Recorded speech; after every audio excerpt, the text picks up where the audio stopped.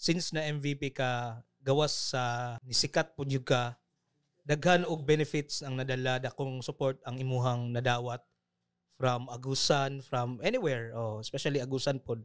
Nakita po na ako ng mga posts actually from locally na kanang, I don't know if politician to dito or sa, pero proud sila sa imo. Sa may na-feel nimo na inaana ang resulta sa imong achievement? Siguro grateful kay ko and thankful nga nga akong achievements karon.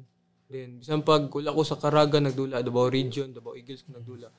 Kay suporta gyapon na sa kuha sa Agusan del Sur nga mga kababayan ako, suporta gabi kay mo suporta sa kuha. Nga naa jud sila permanente nagapakita jud sila suporta sa kuha. That's the pride of Talacogon, Agusan del Sur and the MVP of Palarong Pabansa, Rene Baterbonia. Let's go!